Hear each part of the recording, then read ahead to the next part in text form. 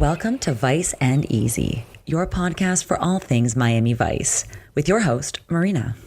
Hello and welcome back. Again, I do apologize for the quality of my voice this week. Better than last week, but it turns out those allergies I thought I had last week that, kind of exacerbated by donating blood, turned out to be COVID. So I've been isolating all week. But that means I've had lots of time to watch this episode. I think I watched it 4 times. This week, we are breaking down Little Prince, Season 1, Episode 11. And this is the IMDb synopsis. Crockett thinks that a wealthy industrialist's son nailed in a heroin bust could lead them to bigger connections in the supply network. So once again, we're opening up on the same B-roll we've seen the past 2 episodes of, the seedier part of Miami. But this time, Gina and Trudy are walking down the street. Trudy has no shoes on. She looks really bad, kind of like shaking, shivering. And guess who comes to their rescue? Young Giancarlo Esposito.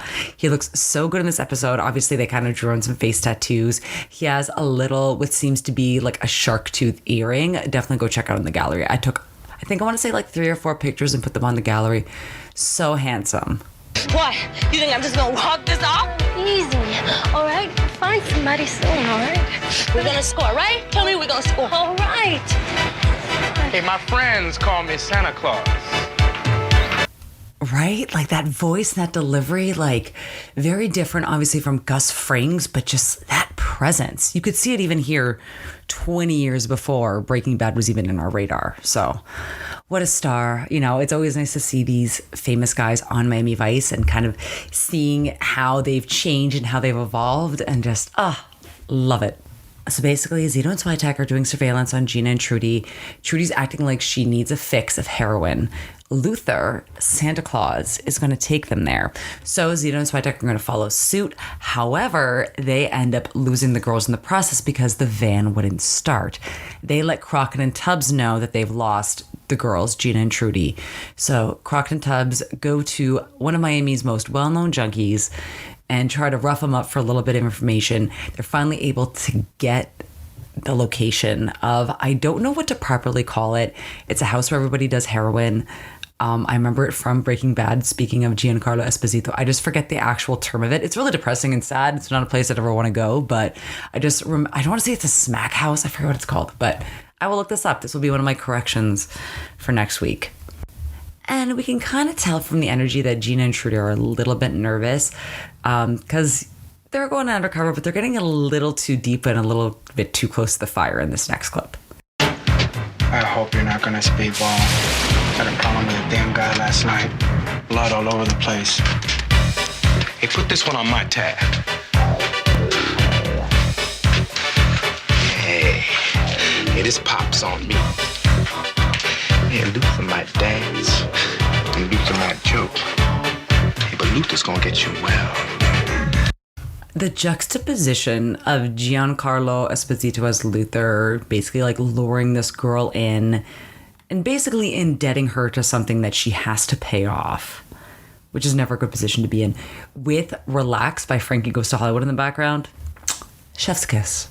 So I also mentioned the metaphorical fire of, Gina and Trudy being a little bit too deep undercover, basically at the point where Luther is going to inject Trudy with heroin as we see him cooking it on the spoon and filling up the syringe.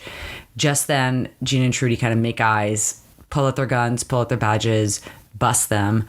Crockett and Tubbs swoop in kind of last minute, and then they're a little bit late. So what's Crockett's excuse?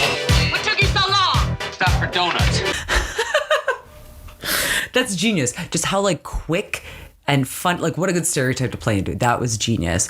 So they're rounding everybody up. One guy jumps out of the window. Crockett runs to the bathroom. They're trying to find the fire escape. What they do see is very well-to-do yuppie kid with what looks like a crack pipe. If someone can educate me, I'm not saying this to basically bust anybody or snitch on anybody. I think it kind of looks like a crack pipe that he's holding. Maybe, because heroin, I know you can smoke heroin, but I thought that you smoked heroin off of foil, that basically you burn the heroin on top of foil and then inhaled it through, so you're not inhaling the tar heroin into your lungs directly. So I know you can also snort heroin. So I'm assuming this is a crack pipe. It's a very fancy crack pipe. Working in a bar, we just found in this month alone at work, maybe in the last 2 months, I don't want to exaggerate, in the last 2 months, we have found 2 different crack pipes, one in the bathroom and one outside. So this is an ongoing process. I am forever learning. So I'm not sure if that's a crack pipe is basically what I meant to say. I will also make a fashion note. I really like Crockett's sport coat.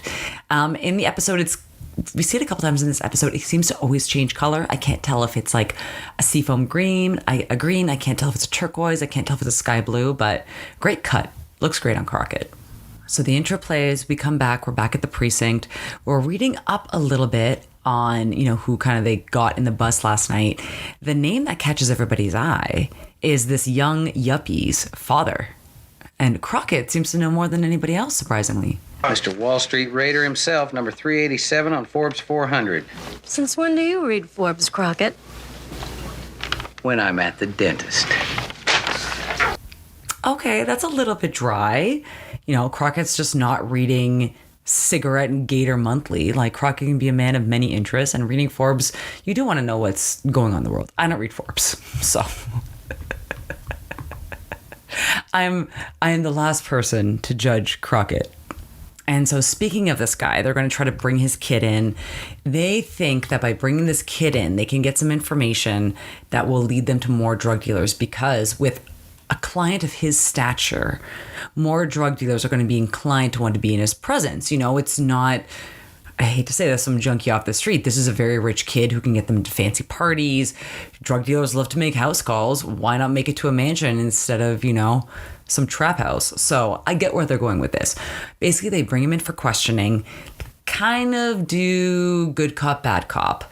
Basically, Crockett is being the bad cop, wants him to snitch and tell him where, the other dealers are, where he's getting this stuff. And then this happens.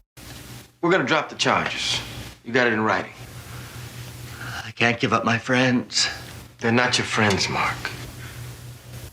Tubbs is not wrong. Now, my story is a lot different. I've been sober from alcohol for 11 years, but I talk to none of my party friends that I went out with. Obviously I had friends that I would go party with, but people that I just partied with, absolutely not. Those people all drop you out of their lives. They don't want to deal with a party friend that gets sober. So it is true, when you do get sober, you need to have a very strong support system and get ready to have to rebuild your friend group from the bottoms up. So Tubbs is not wrong.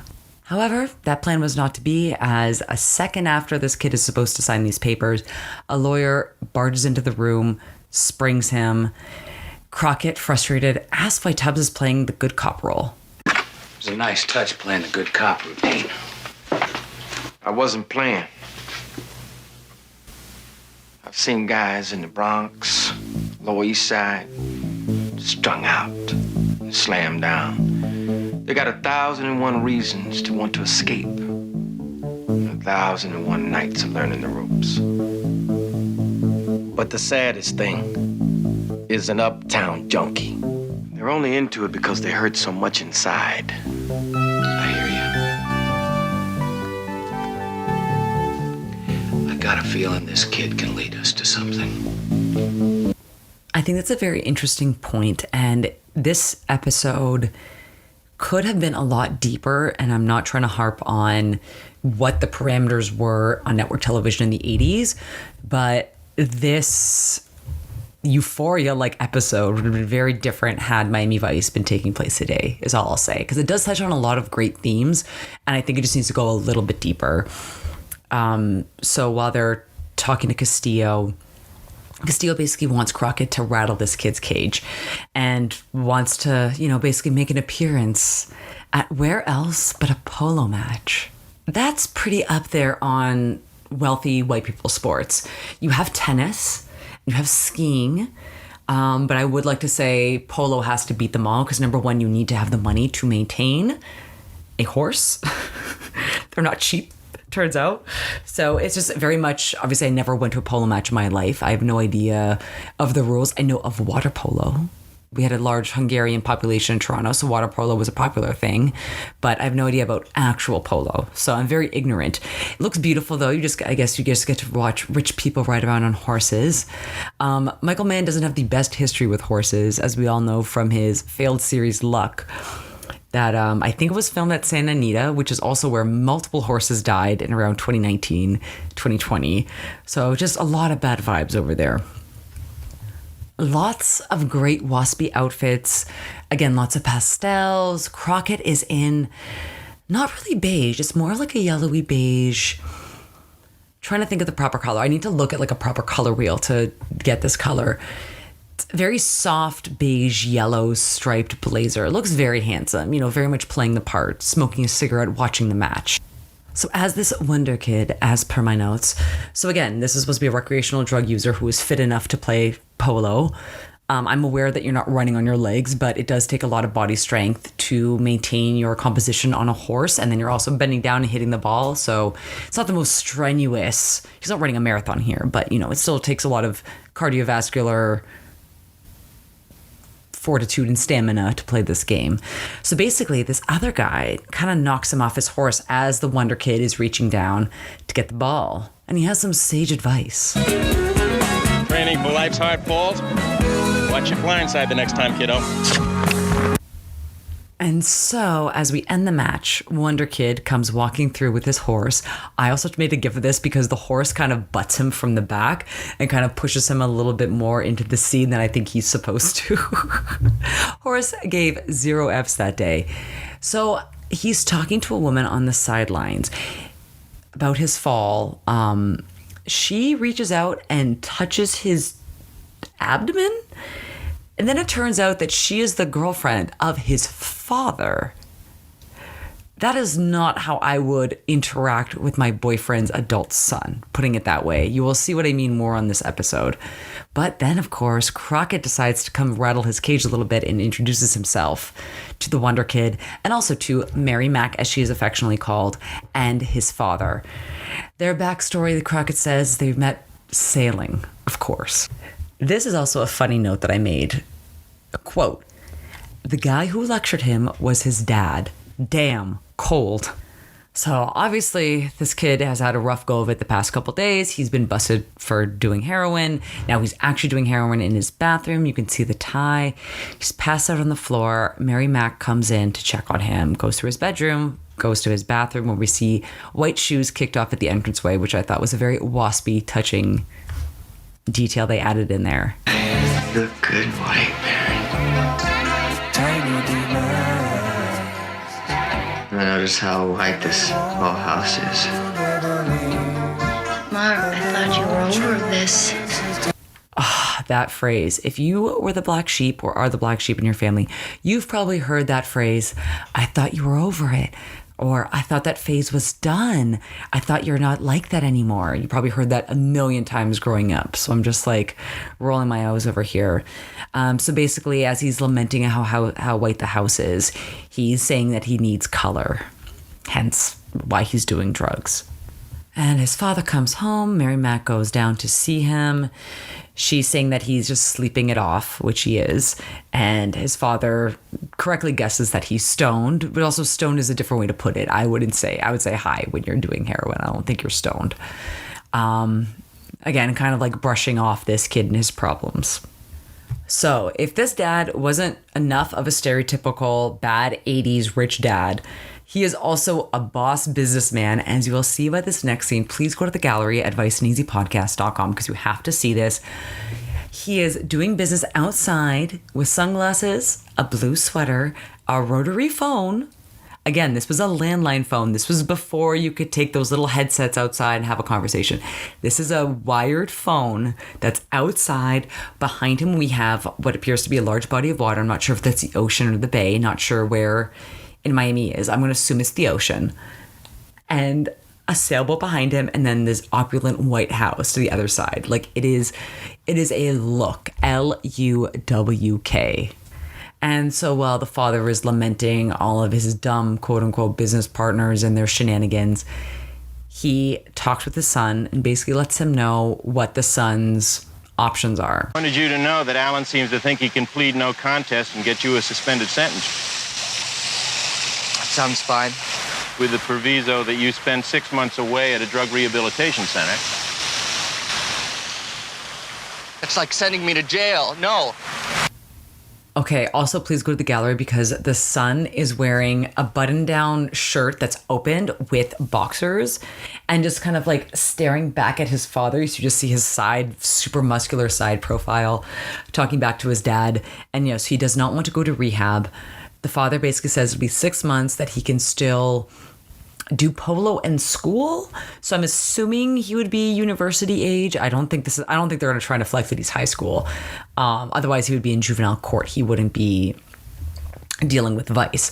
So even though he was 28 filming this in real life, because he does not look like a young college kid. I'll tell you that. But very handsome, very hunky. They have obviously dressed him appropriately. There's more softcore nudity in this episode as we continue. Now let's go back to the precinct. We get a little bit more info into Big Papa, or Mark Sr., as he's more well known. And then I spot the package on the old man. Woo! The whole world has had him under glass. IRS, Swiss bank authorities, federal trade. Last year he was under surveillance for inside trading, SEC. They had the whole thing. They had him surveilled. They had wire on him. And when Jorgensen got a hold of it, he took the entire commission to court for harassment and beat him. Wow. Yeah, wow, indeed. Obviously, no surprise this super rich white guy is just very proficient with the law. So this is a little bit of like, I don't want to say gossip, but basically there was this case, unsolved murder, double murder in Toronto of Barry and Honey Sherman. There's many layers. We have no idea who did it, but the consensus when this all came out was that Barry Sherman was known to be very, very, very, very, very litigious. On the upside, he was also very generous with his money. Him and his wife were very well known as philanthropists, but very litigious. He would sue the pants off of anybody who crossed him. So hence why this is still an unsolved murder, because I think he just amassed so many enemies in his lifetime that people are not really willing to talk.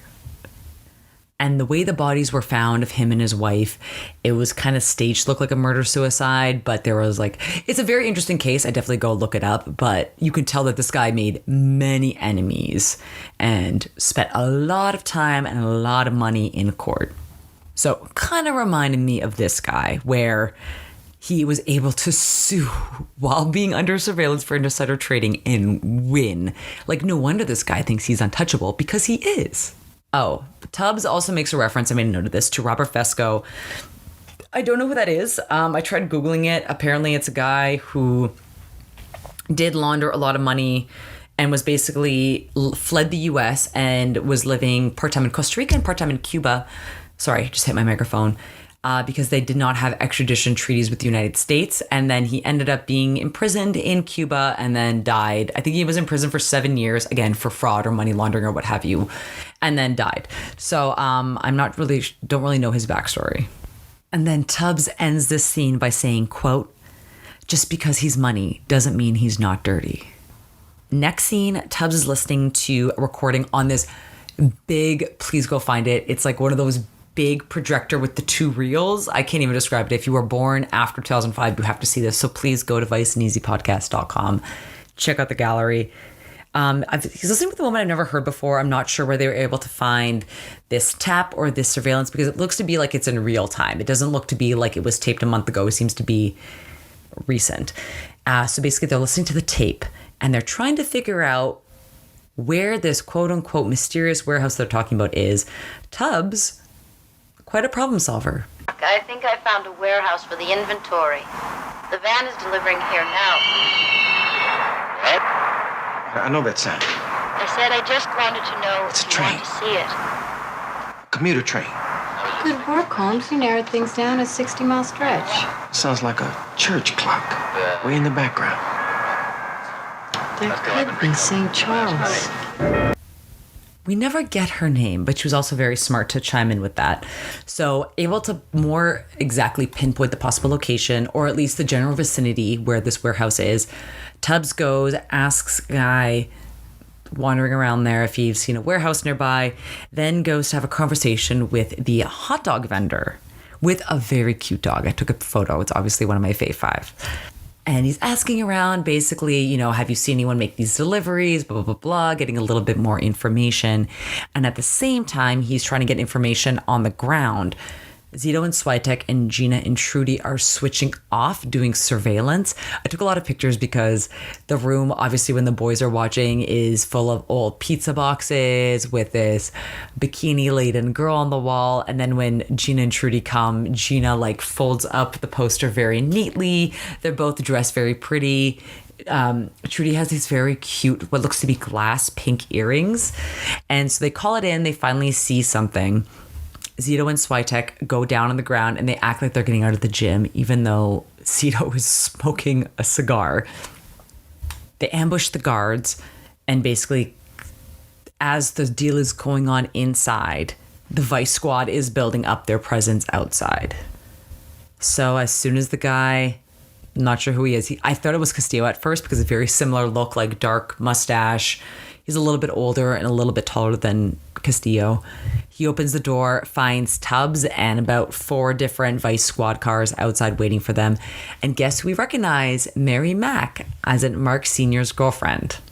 And so while this is going on, Crockett, where's Crockett in this? So Crockett has been talking to, I believe, a county clerk or maybe a city clerk, someone who's working in archives who's able to dig in more information about businesses. They're trying to get more info on this company. Delaware Holding Company. And who owns that? A Bahamian company. How long can the string stretch? A long way. And it's true. So they're just dealing right now with a very short string of a holding company in Delaware, and that holding company's parent company is in the Bahamas. However, once I've done compliance before, that string can stretch a long way. And by the time you're getting through the 6th and 7th holding company, shell corporation, and it's finally some rich billionaire in Europe. Because I was working with banks, a lot of them just go back to the Rothschilds. So, as you could tell. So they've been busted. They still can't get any information on who actually owns this company. Crockett and the clerk are trying to call people. No one's picking up. Basically, she tells Crockett to try to go to the IRS. So Tubbs is driving Mary Mack home, tries to get a little bit more information from her. However, she's not really having it. She's playing dumb, and she is a lady who's working for a very rich white businessman. So again, she's asking for a lawyer. She's not giving up anything.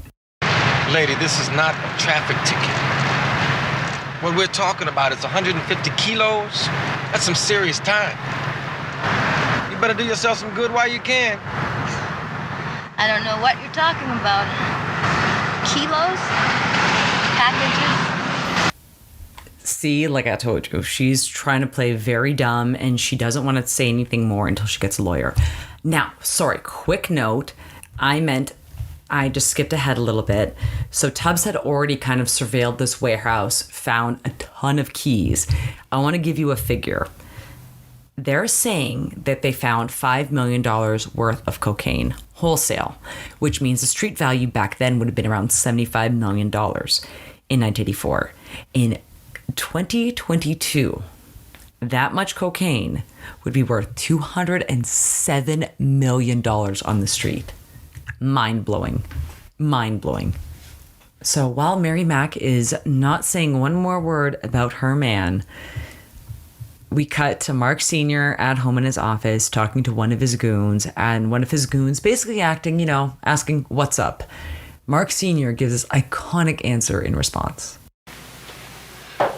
I lost $5 million. That's a problem.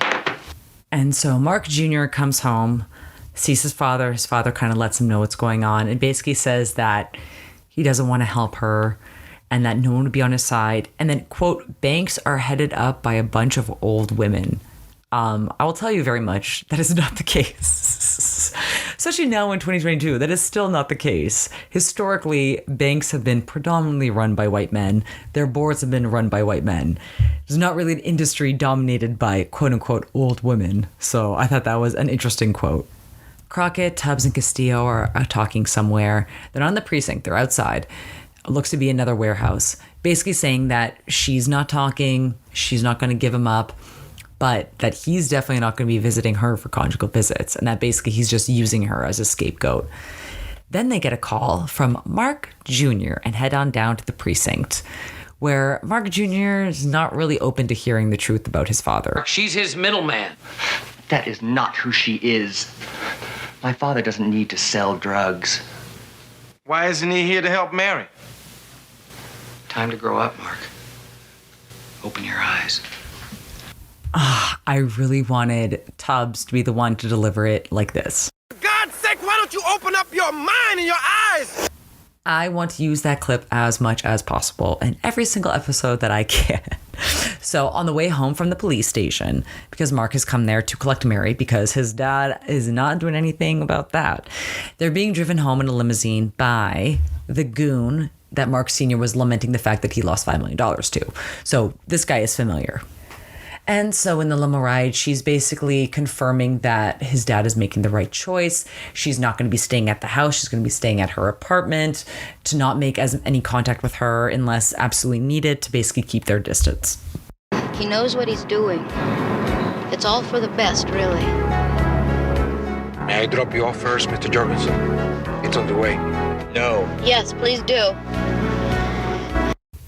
So Mark Jr. knows what's up. Obviously, by him saying no, he wants her to be dropped off first. So unfortunately, surprise, surprise, as Mark Jr. is getting dropped off at the house, the limousine locks from the inside. I took a gif of this, of Mary looking sideways and Mark Sr., like a true soap opera villain, staring out the second floor window as the limousine drives away from his house. As a surprise to nobody, the next scene is them underneath the bridge, as this has been called a suicide, basically in that Mary was pushed to her death, but has been ruled a suicide since they cannot prove that she was pushed. However, Crockett and Tubbs know who's really behind this and why she died. And then Crockett and Tubbs find out that the department basically brought in Mark Jr. to see her body and to see that this is what his father is capable of. And Crockett is pissed, justifiably so, in this next clip. The ends justify the means. Hey, take it easy, Lieutenant. Sonny. I can't take it easy. Not when we keep screwing up people's lives. They screwed up. What? We can't get them on one thing, so we drive them to something else. Is that it? I didn't write the game plan, Sonny. They did. Yeah, that's really rough to basically use this kid and toy with his emotions like that to try and implicate his father further, when it's tricky because there doesn't seem to be any other method of getting more information from this guy. He is very wealthy and he's very smart and he knows how to hide his dealings. So I do really feel bad that this kid is basically used as emotional collateral. However, on a very superficial note, I do like that Crockett is in two different styles of stripes. They're basically a light background and darker stripes, kind of like gray and a little bit like brown, but they're at different angles. Like, so one is, his shirt is horizontal stripes and then his blazer is vertical, and he looks great and the sunglasses look great. So it's just me being shallow that they're very well dressed in this scene. So as if this kid hasn't gone through enough, Crockett and Tubbs are saying a lot without saying a lot in this next clip when they talk to Mark Jr. What do you want me to do? We want you to talk to your father. And by that, they want him to wear a wire. That's very tough. I know, obviously, his father is engaging in awful activity and killing innocent people in the process, but I can't imagine having to make that decision of whether or not to wear a wire to implicate my father this wild. So he goes back to the house, and the father's mood and tone has definitely changed in this next clip, as the father is kind of talking about his youth and this one instance of where his father caught him crying. I fell and cut my knee. My father hit me because I was crying. Jorgensen doesn't cry. I try to train you to that way of thinking. Make you into a Jorgensen, tougher and smarter. I guess that all I was really doing was doing what got done to me. Dad, You know, I always admired the way you fought it. well, why didn't you ever tell me that? Way you rebelled. Why didn't you tell me these things a long time ago? Oh, this is really hard because they are exploring the theme of generational trauma, which this is also before the phrase generational trauma really became a thing, basically of just parents repeating the mistakes of their parents because, again, that was what was done to them. They got beat, so you got beat. They got neglected, you got neglected. They weren't allowed to cry, you weren't allowed to cry. Because it does take a lot to realize that those things are detrimental and that it's not just how it is and that it can be different. So I do give the father some credit for realizing, however, it's way too little too late. Your son's already has a drug problem. You've just killed your girlfriend in order to protect your drug selling business. So I think he realizes that this is the end of the line. And this is why he is so emotionally upfront with his son. And it really does hurt because these are the things you really want your parents to say. And unfortunately, it is incredibly hard if your parents are of that generation that really wasn't emotionally open, that didn't have these kind of discussions, that basically these are kind of the conversations you have that are very awkward when you actually have to confront your parents or confront your family on what had transpired through your childhood and why you are the way you are and, you know, why you do have addiction issues. And a lot of times these conversations happen on a deathbed. And in this case, it kind of pretty much is the proverbial deathbed for the father.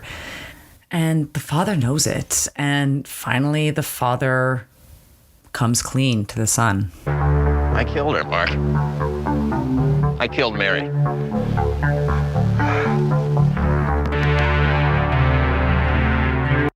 Since it is Miami Vice and it is the 80s, that boop, boop, boop, boop, boop, those were the buttons of the shirt that Mark Jr. has ripped open to show that he's wearing a wire. And we see the Vice Squad. Well, basically we see Sonny and Tubbs come in with police officers to arrest the father. And this is actually really upsetting and sad that Mark Jr.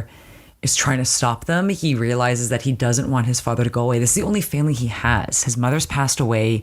His, I don't want to say stepmother, but his father's girlfriend, who I am 95% certain that they've hooked up. Just a little too weird, their interactions. 100% she's hooked up with him. The father and the son. Very, very icky. So again, even though he's doing the right thing, he's basically, this is the end of his family. So I understand where his inner turmoil lies. However, despite him trying, he's held back by Sonny. His father is carted off, and Crockett and Tubbs go back to the house, what seems to be like the next day, to try to talk to Mark Jr. Tubbs, in perfect Spanish, I will say, basically asks the housekeeper if he's heard from him. The housekeeper says no, she hasn't. He's asked again, has he called? He hasn't called. And Crockett and Tubbs basically theorize that he's never coming back. And they're also kind of conflicted as how this all played out. And you can tell in this next clip that they don't feel great about it. Tell me something, man. What we did today? Good routine police work.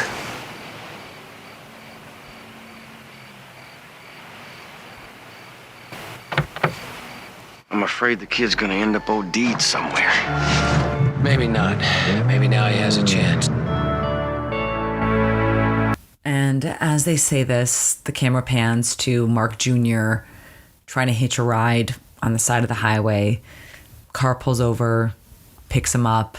He rides off. Where? Who knows? And that's the end of the episode. And I don't really have Vice Tea. Like, I don't have any gossip, but I'm still going to play it. I'm still going to play the little sound effect. And I say that because we don't have anything scandalous, but we do have a lot of familiar faces. So Giancarlo Esposito, he's been in a lot of things. Obviously, we know him the best as Gus Fring's in Breaking Bad. I did the Breaking Bad tour, so we got to go to Los Pollos Hermanos. It's called Twisters, but like they serve, like kind of just like chicken fingers and fries. And I thought that was really cool. I totally forgot that Giancarlo Esposito was in The Boys. So Mitchell Lichtenstein, I hope I'm pronouncing that right. Let me double check. Mitchell Lichtenstein, he was Mark Jr., so he was actually 28 at the time of filming. And I took a picture of Mary Mack, because again, she's very cute, but I was like, they style her so old, and she's supposed to, again, be the girlfriend of Mark Sr. But again, like I hypothesized, which I think I'm 100% right, if this were real, she's probably slept with Mark Jr. as well. The way they interacted is too weird. She's only 32 or 31, so it's just like... The way the Miami Vice styled women in their 30s is just, I understand that was apropos of the time because we didn't have the same style. We couldn't be as youthful as we can now. Now women can be 50 with long hair and very fashionable, up-to-date clothes. Whereas back then it was kind of, 50, you're a golden girl. And so it always hurts me a little bit inside to see these women in their early 30s and how they're styled in Miami Vice, because it just makes me feel a little bit worse about myself. So that is basically the extent of my Vice tea. I'm sorry that it was very mild this week. However, now it's time for... Now, there were a lot of great looks this episode. So my personal favorites, Luther... I just it was kind of like a brick red. I want to say it was his blouse, his shirt, tucked in with a cute little belt, kind of like a silver looking pants. I loved Trudy's undercover look. I also loved Tubbs's striped suit jacket with the white shirt underneath when he's listening to the recordings. I also love Crockett's sport jacket. It kind of comes on and off throughout the episode, different colors.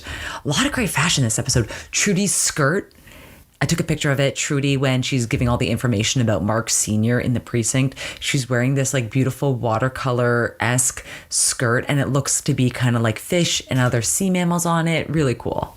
And while Mark Jr. obviously is quite waspy, he just looked great in a lot of the colors he was in. Obviously, he's very hunky.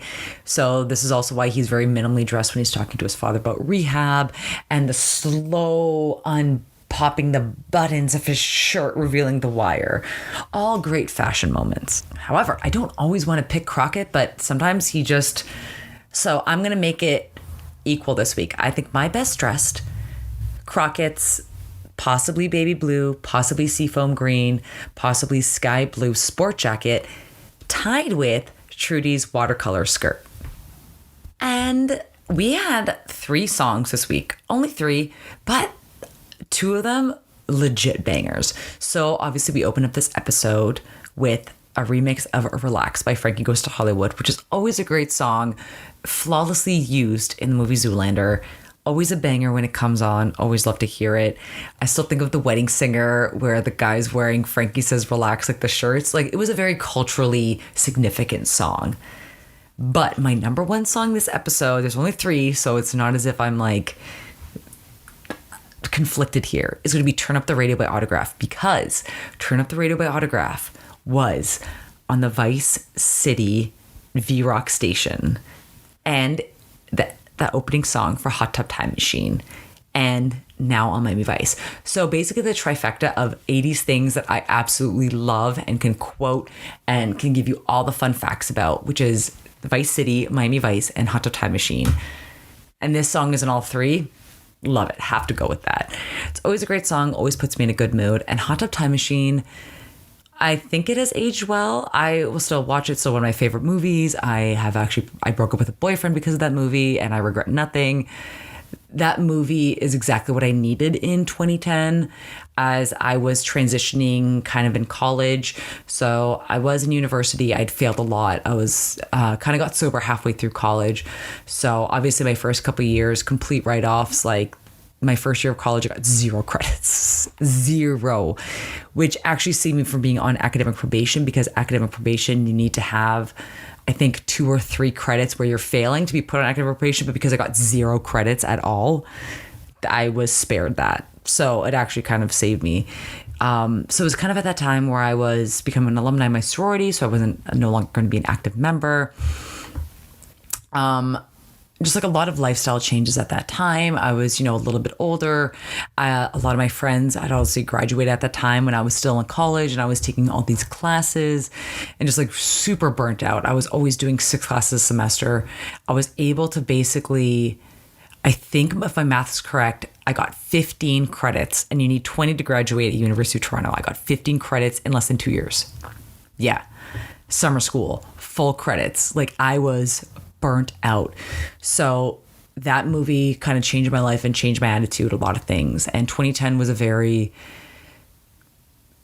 strong transitional year, but I regret nothing. I had the time of my life. I was partying. I got rid of Facebook. A lot of these really good things that I associate with the year 2010. And one of those is Hot Tub Time Machine. So I don't know if maybe it was just like the right time for me. And it's obviously about the 80s and looking back on the life you wish you had and how you can change it. So highly recommend if you've not seen it, Hot Tub Time Machine. And then obviously number 3 is Tiny Demons by Todd Rundgren. That is the song that was playing when we saw Mark Jr. shooting up heroin in his bathroom, passed out. Good song. I wouldn't actively listen to it. Just also, I don't really like to listen to songs about getting sober. I don't know. I don't want to be one of those people. I don't really like to define myself, or like, I know a lot of people, they put in their bios. It's like, I don't really like to do that because people ask you really invasive questions, or they want to get really close to you because they're also struggling. And then once they don't go through the process and don't become sober, they kind of just drop you and kind of don't want to be your friend anymore because they're embarrassed. It's a whole can of worms that I don't really like to open, but I decided I'm telling people this on a podcast. Again, I'm kind of anonymous on this. But the lyrics of the song: listen to the sound, let nothing disturb you. You are in a place where nothing can hurt you. And that's a very interesting way to put the feeling of when you're using, of basically using it as a form of protection when it's hurting you and ruining your life in a way. And this is why people struggle with addiction, is because they chase for that feeling where they don't feel, where you can turn off your emotions, where you don't have to actually deal with what you're going through. So sorry, Todd Rundgren, I should give you a little bit more credit. I think that the subject of the song is very important. It's just not going to be something in my repertoire. We're obviously going to be jamming out to Turn Up the Radio by Autograph. And let's end this on a much happier note. Let's not talk about addiction anymore. Let's get to the Fave 5. I'm going over my notes. I totally forgot to mention that this is my second Fave 5. So number 1, obviously, my number 1 Fave 5, or top Fave 5, is the slow reveal, opening up the shirt to reveal the wire to his father. Mark Jr. is taking that number 1 spot. Number 2, I don't know why I didn't mention this. So when they're interrogating Mark Jr., the first scene, Crockett is in coral with turquoise pants. Again, like I said, that sport jacket that I love. Can't really tell if it's turquoise, seafoam. It does match the pants. So in this scene, the pants look like they're turquoise. And just, you can't help but notice how tight Don Johnson's butt looks in these pants. So I made it easy. I pointed out with an arrow. And number 3, I really wanted to make this number 1, but I could not decide between the reveal of the wire or Mark Sr. making business calls outside with the sailboat and the ocean in the background. It's just like so stereotypical 1980s businessman villain. I love it. I love it. Number 4, I totally forgot to catch his name, and the hot dog vendor mentions it. It's the hot dog vendor's dog. And he's basically like asking his dog, like, hey, where did we see who went to the warehouse last time? And just the dog is so cute. What a good little boy. And then Fave 5, number 5, is Mark Sr. looking menacingly through the window as he's ordering the hit on Mary Mac. It's very, very good soap opera tropes in this episode. Love it. And now, personally, I'm saying this as a 30-something woman. I do like when Miami Vice kind of leans into those soap opera stereotypes, because I like that they're having a little bit of fun with this. This episode, actually, I should have mentioned this at the beginning. As you can tell, I don't have brain fog, but still, I think I'm just under-socialized. So my brain just kind of all over the place. Joel Cerno co-wrote this episode, and I can kind of see it. I can kind of see those like male soap opera gaze things that he likes to interject into certain episodes of 24 that I very much appreciate in this episode. This episode, I know it's a little weak, but guess what? Guess what my next episodes are? Okay, next week is Milk Run. Then we have Golden Triangle Part 1 and 2. Then Smuggler's Blues. Then Rites of Passage. If you've already seen the series and you know, these are all amazing episodes coming up. So if this episode was kind of meh, you skipped it, do not skip the next couple weeks because we are going to have a time with these episodes. If you like what you hear, don't forget you can rate and review me on Apple, on Spotify, wherever you get your podcast. Everything helps. You can also find me on YouTube. You can leave nice comments for me on YouTube because I'm very surprised that I'm getting nice comments on YouTube. I thought it'd be a lot more toxic than it seems to be. So that's always something fun. You can find me on all things social at Vice and Easy Podcast, and you can check out the website, check out the galleries at viceandeasypodcast.com. We will see you next week for Milk Run. So excited. And don't forget. Hey man, Miami Vice is #1 new show.